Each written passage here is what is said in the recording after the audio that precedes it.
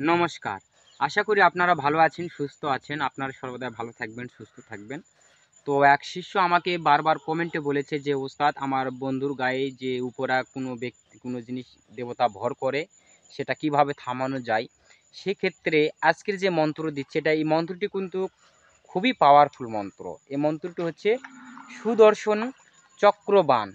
এটা সুদর্শন চক্রবাণ। এই মন্ত্রর দ্বারাই আপনার যে কোনো দেব দেবী হোক, ভূত প্রেরিত হোক, ডাইনি যোগিনী হোক, যা কিছুই একটা ব্যক্তিকে যদি কোনো কিছু ধরে থাকে, এই মন্ত্রর দ্বারাই দেব দেবী, ডাকিনী যোগিনী, ভূত প্রেরত, জিন যা কিছুই ধরে থাক না কেন, এই মন্ত্রেই আপনারা নিমিষে শেষ করে দিতে পারবেন।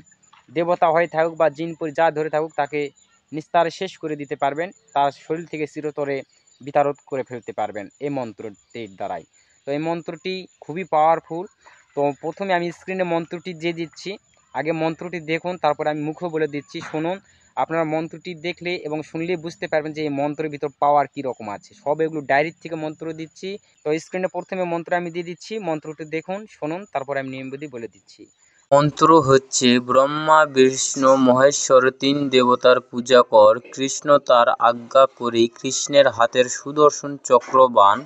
অমুকের শরীরের যে কোনো দেব দেবী, জিন, ভূত, প্রেত, ডাইনি যোগিনী কেটে করি খান খান।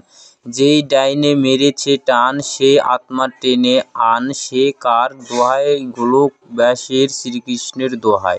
তো স্ক্রিনে আপনারা যে মন্ত্রটি দেখলেন, আপনারা তো বুঝতেই পেরেছেন যে মন্ত্রের কীরকম পাওয়ার।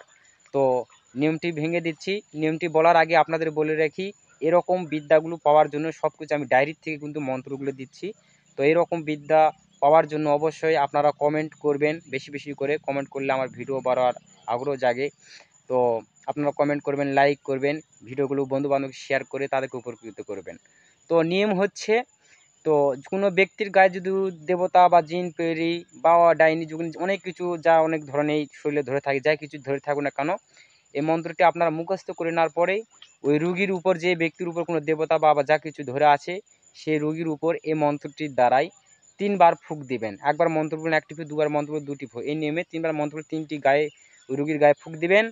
আর নদীর জল, গঙ্গা জল, নদীর জলকে গঙ্গা জল বলা হয়, নদীর জল আপনারা ১ গিলাস এনে এই জলটি মন্ত্রপুত ৩ বার মন্ত্র পড়ে ৩টা ফুঁক দিয়ে ওই জলটি রুগীকে খেলে দিবেন, একটু চোখে দিয়ে দিবেন।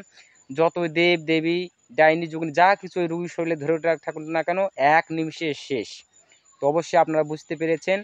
আমাকে বারবার এই ধরনের ভিডিও দিতে বলবেন না, কারণ এই যে মন্ত্র আজকে দিলাম, এই বিদ্যাটির দ্বারাই মারাত্মক কাজ হয়ে থাকে। আপনারা করে দেখুন, অবশ্যই রেজাল্ট পাবেন। তো আশা করি আপনারা বুঝতে পেরেছেন। তো ভালো থাকুন, সুস্থ থাকুন। দেখা হচ্ছে আবার কোনো নতুন ভিডিওতে। নমস্কার।